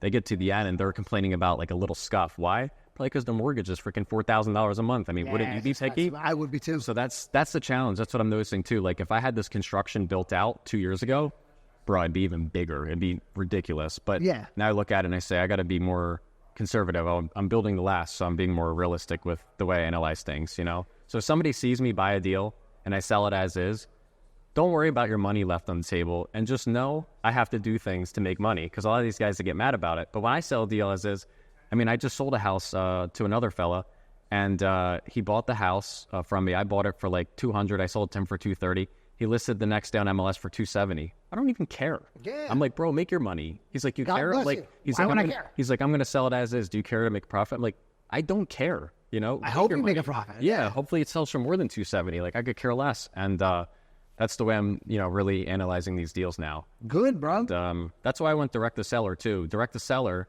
the goal is to get the houses for cheaper. Here's another problem with the industry too that I don't like. I'm noticing a lot of these guys go out to the appointments and we're all beating each other to pay the highest price possible. We're driving the price up for no reason. It's crazy. We should be driving the price down. If you talk to some of these old cats that have been in the business, they're before my time. George Beatty, for example, he comes to mind. I just reached out to him. Swap, boy, you friend with George? Nah, not like that, but we're on Facebook. Oh, he's a big mentor of mine. I love really? Okay. So bro, my biggest wholesale mentors are George Beatty, Santini, and honestly, Phil Vaughn has helped me. Well, add me to the list. I want to be on that list. But, yeah, there we go. I want to be on the list. Get me on, Nikki. But I'll the problem is my advice is going to be very spinned off, a little bit different angle, but it'll make you and George actually very, very similar in how you think. You'd be very surprised. So the reason I know the name is because when I run direct seller marketing, specifically mail, he's the competition. Not anymore. Not anymore, but it's more than you would think, because he still has old pieces that were out and some of these homeowners. He was the mailman. He was spending $150 a month on mail every month for years. Bro, the mailman. The amount of houses we went to and we signed the contracts and his fucking letter is on the table. Stupid. Yeah. Every house has a George Beatty mailer. It's actually nuts. Flex. It's nuts. Which is, it's a huge flex. But even him, like, he'll tell you flat out, it's hard to be very profitable with that sort of ad spend. He got rid of it. He has a million cold callers now. We'll turn it back on, though, watch. Because he told me he was going to turn it back on. He's going to turn it back on. You will have to turn it back on because it's such a good marketing channel. But one thing he's probably doing differently is who he's mailing and why. Yes, he's going to do it more niche. Before, it's got to be niche. There was no niche. You have high equity, you're getting blasted and blasted forever. If George mails you once, he's going to mail you a million times. But years ago, let's say back in 2017, that I was literally in high school in 2017, which is kind of wild. But I'm sure he was sending mail pieces out for like 50 cents. And his return was probably stupid, if I had to guess, someone like him in particular in any other company. And now your return's not stupid. No. So what are we doing these things, like these different marketing channels, if it's not stupid money? It's pointless. It's That's insane. why I got on social media, because now I look at it and I go, this is a joke. Like, this is so cheap. easy. It's so cheap. But that's how mail used to be. And even pay-per-click. There's probably been guys that probably have come on this channel that were doing it years ago, and they're like, I don't do it anymore. That's why I'm telling you to stop. And in particular, they stopped because they used to get leads for like $30 a lead. Now it's like $200. Now it's like $200. Pay-per-click, I'm spending $253 a lead, and mine are the highest of high quality. I'm $253 a lead, and I'm spread out through the country. And that's why I say you need 20 grand. My cost per deal is $4,800. $4,800. So let's say you have 20 grand to spend, you'll get 4 deals. Off those 4 deals, let's say you get a 3x return, you're at 120K, you'll net 80 grand. Then you pay your sales guys and you have a good money. But if you're doing 20K a month ad spend and you're making 50K, turn that shit off. It's garbage. That's a horrible method. It's insane. It's so bad. So I look at marketing too, like house flipping. Like how well is my return going to be? Because a lot of these guys talk about 2 and 3x. Bro, when I started pay-per-click, I was spending right around $10,000 a month. I was getting a 5 or 7x return. And then once I started to spend around $100,000 a month, I was still getting a 5x return. Industry standards like 2 to 3x. 5x is like my bare minimum I'll work for, because that return, once you get lower and lower, that's garbage. You know, it's like buying a house. Imagine doing a house flip and making 15 grand. You're a dummy if you do that. Yeah. You're so stupid. And these guys out here are doing it. Bro, someone can make 25 grand, they'll flip a house, which I think is so terrifying. dumb. By the time, especially in, let's say, New Jersey in particular, by the time you have architectural drawings and it's, I'd rather just do a different industry at that point. That's why I buy so deep, because it's worth every time it's worth doing it. And marketing's the same way for me. If I'm not putting marketing dollars out and I'm not seeing a crazy high return where it's stupid money, I have no interest in it. It's very smart. You know? And my pay-per-click budget has dropped significantly because I've noticed the trend and how much cost per deal is, and even $4,800 a deal, you know. Bro, that's pretty good though. It's good. It's really good, but it's a lot of money, you know. So that's why we're still doing it. But I got to watch with that, because if I increase the budget to be too big in too many areas, then all of a sudden my cost per deal could be $9,000 or $10,000, which it was back 9 months ago. Yes. So now I've dialed it in, I tweaked it in, and $4,800. That's actually fire. I'd be pretty pleased with that. I would be pretty pleased with that. Why can't I just spend 10 grand and do 2 deals when it doesn't work? 10 grand a month and do 50, 60K a month. You're chilling. You're with your family. You're having a good old time. You know, you're making good money. You're making doctor money, you know, and you're working like 2 hours a week, you know? So that's the good stuff right there. But there's a trend I'm noticing. The trend is, let's say 2022, you could overspend in marketing. You could overspend in construction. You could pay top dollar for the house. And guess what? You're still making a shit ton of money. Now, if you do that, you'll be gone in less than a couple months. You'll be out of here. You know, and now you see a lot of these guys, now they're talking, well, what do you do for marketing? What do you do for this? What do you do for that? Because it's not stupid money anymore. Like, you have to actually put the work in to get the result. Yeah. This is my favorite kind of market, though. Favorite kind of market. It's all about relationships, drive, and just having, like, the right planning, you know? And, that's how you sustain. And the coolest part about our industry is we're buying these houses at 30 to 50 cents a dollar when we sign at a contract direct to seller. You can never lose if you're buying that cheap. It's impossible. Even if you can't wholesale and it's fully illegal, the title company says, we will not close. Yeah. You cannot double close. You have to buy this house. Well, you'll just call me and partner, but you're going to make out so well because you're buying it so cheap. Yeah. So cheap. You know, you can't lose if you're buying it that cheap. No. So that's a key thing for me. That's why if anyone calls me cheap, I want to be cheap. If you're telling Max pays top dollar and he's a high volume flipper, I'm the biggest dummy in the world. That's not what you want to hear. No. I recently had a seller tell me, wow, that was the lowest offer anyone's giving me. I was so proud. It's good. I was so proud. It's good. And then you say, okay, I'm the lowest, but give me a second chance. What's the highest offer? And then they'll tell you, you know, and then you say, like, sir, I can't make any money, or ma'am, I can't make any money at that price. Yeah. You know? And we're kind of always the lowest, you know? That's why I hate direct to seller right now, because a lot of these guys are just coming in here and it's like, you're overpaying what I would buy it from you at. And then you call me and say, I have the contract price too high. Well, because we're all driving the prices up. It should never be like that. No, you're gonna notice. We got to stop doing that to each other. 2 to 3 years from now, mark my word, you'll be getting fire deals. I don't know how many guys will be left, but we'll be left. That's the we'll goal. Be left, bro. We're building the last. Hopefully, you know, God willing. But I'll definitely be last. I'm not super employable. Me neither. I get fired on the first day. Bro, I'm surprised. I get fired on the first day. Get my coffee. It's never going to happen, sir. Yeah, nah. Even when I know money, it's never going to happen, sir. I just knew that wasn't for me. But you're going to see. You're going to really like the way the market changes and direct to seller, and you're going to be like, this is so good. Yeah. You know? And right now, it's not so good. So you want to, you know, make sure that you're ready and prepared to be there, you know? Yeah. And you will be. I get that. You will be. Yeah. Bro, I live in dream. I live, breathe, dream, blah, blah, blah, whatever this is. I'm so manifest. You're manifesting. Yeah, but like, I'm so involved in this. I'm so in this. I like this market as well. Yes. You know? Dude, it's really good. It's all relationship-like, and everybody's off their high horse now. Yeah. You know, nobody cares who the biggest is and whatever, and it's a bunch of BS, you know? Yeah. And it's nice. I like the way it's going back. It's very relationship-like.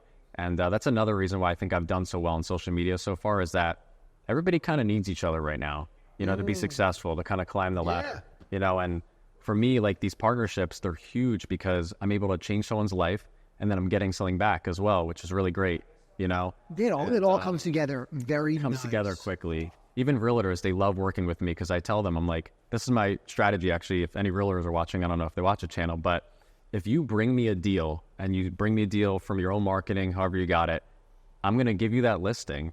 And then I'm going to give you another listing from my own marketing. So I'm going to do a 2-for-1 for you. I don't even know any other investors doing it. And what I'm trying to do is put more cash in realtors' pockets so that they can grow with us and have that sort of partnership. Yeah, and they keep using deals. It's huge. I mean, I don't know if obviously you see my social media, but I have the best realtor in Pennsylvania now working with us, Nationwide House Flipper. And I mean, this guy's top of the top, Joseph Bograd. I don't know if you know him or seen his videos on TikTok, YouTube, whatever, but even him. He had a lot of biz? Dude, he really good. Where's he out of? He's out of Huntington Valley. And we used to be like competitors in some ways and compete for listings. So now we're all cool. Back in the day, your relationship now is a lot better than it was. It's like, nah, fuck you. Like, I don't want anything to do with you. He's the op. He's the op, but now he's the boy. No, now he's the homeboy, and I'm the homeboy for him. It's just, dude, literally, it's amazing. Like, to have a client like me is a dream, you know, especially for a realtor. So now I'm trying to give back to the realtors. Like, let me help you grow your businesses, you know? And I tell every realtor, if you can't make $20,000 a month with me, what are you doing in real estate? I'm literally going to make you $20,000 a month so easy. And I'm doing it, you know? Even him alone, I mean, he's going to make amazing money. A lot more than $20,000 a month. Yeah. There we go. So it's exciting to see others grow with that, you know? And that's a part of my give back, too. I want to really give back, and then I'll get it back, you know? Okay. It sounds like you're having a lot of fun, bro. It sounds like you feel very fulfilled. Yeah, fulfilled. And to be honest, I don't even have, like... when I first started, I had some goals. Everyone says make goals and stuff. For me, it's just lasting and just getting 1% better. It's not like, oh, if I do $20 million in revenue, I'm going to be happy or that's my goal. Yeah. I don't care. If I do 20 million, cool. If I don't, like, what the hell do I care? You know, it doesn't matter. I just want to build relationships. And to me, that's the way to go out, you know? I dig that. Yep. Dig that a lot. And most people don't know that about me. They probably just think I'm cheap and I'm a low baller. No, you're not. Anyone who thinks you're a low baller in a negative way, they just don't understand. They don't know enough. Yeah. One day they'll be like, "Oh, I get it." They get it. They're not ready for the information yet. You know. That's another reason why I like partnerships with wholesalers. Like, let's say you bring me a deal, ARV's $250, you want $150 for it, your contract price is $130. If I buy it at the $130, I just have less risk. I have less money to put into the deal. There's a lot of opportunity, and then I can help you make more. So it's a trade-off, you know? Mm-hmm. And it's something really cool I'm seeing. And any flippers that aren't doing a model like that, just start doing it. It's great. Yeah. Most flippers wouldn't do it, though. They're like, oh, I'm paying this guy too much money. For me, I don't care. I want you to make a lot. Because if I make a lot, you make a lot. We all win. I take it. I put it back into marketing. Back in the marketing. It brings more deals into the ecosystem. We do it again, you know? So another thing, too, is a lot of these guys, too, like they got their acquisition process, their marketing, their dispositions. When I'm your partner, you got no dispo. It's gone. Yeah. I like that's all one thing. George, for a long time, so Nicky, forget about dispo. Put on the MLS. Put on the MLS. Have a realtor do it. I'm your new MLS these days because Novations are going out. Max is your new MLS. Like, I am your new MLS. Yeah, like Max, 100%. Novations are out, you saying? Novations are going to go out. That will be gone in 2 to 3 years. I can't believe it's allowed in the first place. Dude, it's unless nuts. There are situations like right now. I have a novation going on right now, but I'm rehabbing the house. Yeah. A light I'm having a contractor go in there. I have a handyman type of thing. You know what I'm saying? Yep. But so those, I think there's a good place, and there's a lot of. I think there's value in that. There's a lot of value. You're actually providing value. A lot of the novations, you're providing zero value. It's crazy. Here's what I don't like about that. Wholesalers are supposed to wholesale. Yes. They're not supposed to be like doing all these different exit strategies and whatever. I try not to. Right. I try not to. I try to be the very hedgehog, only one thing. And I like it. I like the idea of novation, squeeze more money, get paid more, that kind of thing. But it's unconventional. I mean, I come from a realtor background first. And once I heard about what a novation was, I go, that's a net listing and that's pure robbery. Like, that's bullshit, you know? And people won't like that I'm saying that, but why not just buy the house and do it the right way, you know? And for me, like, could I have done many novations? Sure. Yeah. But I'd rather put up the money, get the seller away, let them get paid, and just do it right. Yeah, but in this instance, I would be an idiot to buy it because the closing costs, the holding costs, the carrying costs, the fact that I need, but either way, but I will make you more, trust me. I'll show you the numbers and how we're going to do it. And you wouldn't buy it at this price, though, because of all this BS. You know what I'm saying? You'd be surprised. You'd be really surprised. Unless the novation price is extremely high. And if that's the case, I mean, yeah, you could do your novations, but these guys that are running these huge novation companies now, like, they're going to go out of business, 100%. You're not going to last. I mean, wholesalers need a wholesale. Flippers need a flip. That's just what it is. I like you know? That. Yeah, and like that. It's just easier that way, you know? And I think if people look at it in that lens, it'll change the world. And a lot of these guys too, being a wholesaler is amazing. It's so good. Everybody calls me, they go, dude, I want to be a flipper just like you when I don't want to be a day. flipper. I'm like, you don't want my problems. Like, you don't want these problems. Yeah, a lot of people, Nicky, when are you going to start flipping houses? Bro, why would I want to do that? Yes. What do you mean? I think wholesale is here and flipping is here. You know what?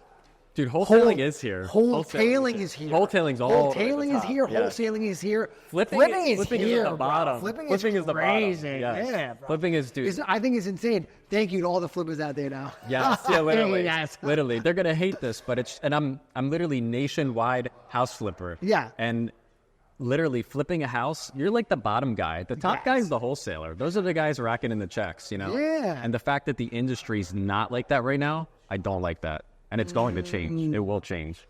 Hey, we'll see. And it'll be cool. I think so far we've only done one deal together.